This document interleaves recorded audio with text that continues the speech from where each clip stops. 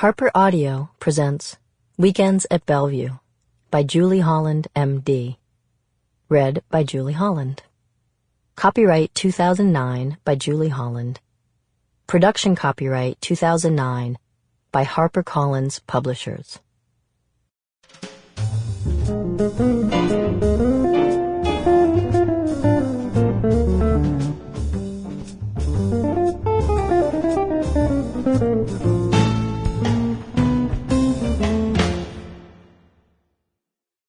Note to the listener. There was a particularly dramatic 9-year period in my life when I was working in the psychiatric emergency room at Bellevue Hospital, surrounded by other doctors, nurses, hospital personnel, and insanity. Though I have done my best to portray this time in writing, it is impossible to do Bellevue justice, and I knew that from the start. Everything you will hear in this audiobook actually happened, but the Bellevue experience is unique and cannot adequately be captured by any one person's interpretation. My mind's eye's version of the events will of course differ from someone else's. Due to the sensitive nature of the circumstances, I have changed some of the identifying details to protect people's privacy, and I have changed the names of all of my colleagues and patients, except for those who have appeared in the news.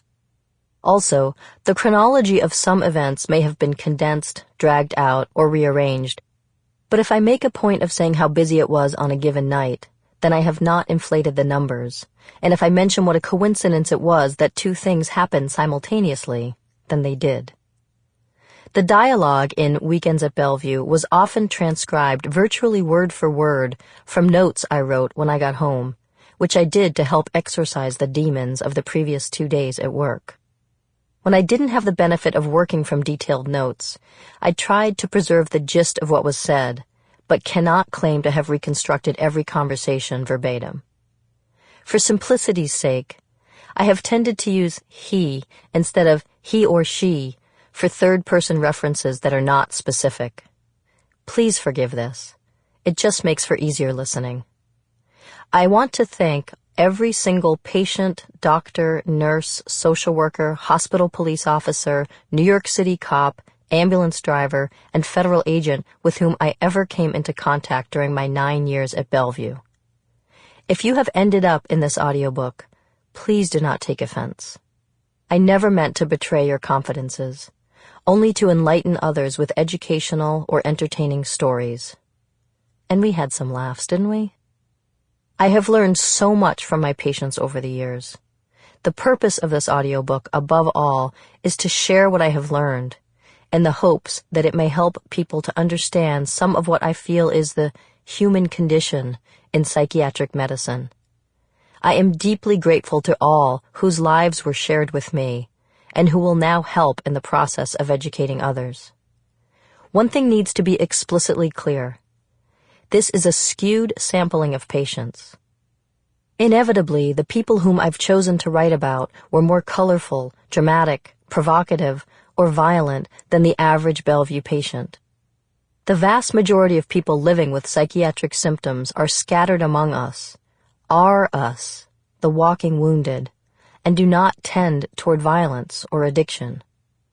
But when I came home Monday mornings and wrote down my recollections of the events of the preceding weekend, it was not to tell the tales of the garden variety depressed or anxious patients. They, like the more seriously ill patients, deserve our tender ministrations, but I knew they wouldn't be as interesting to read about. Bellevue is a great hospital that does great work, and I am proud to have been a part of this noble institution. Mother Nature's Son. On a warm day in early spring, 2 New York City cops and 2 EMS workers roll a gurney down the hallway, escorting a man to the entrance of Bellevue's psychiatric emergency room, where I work. Lying on the stretcher underneath a white sheet, with a head of dirty blonde hair beaded and dreadlocked, he is naked, sunburned, and screaming.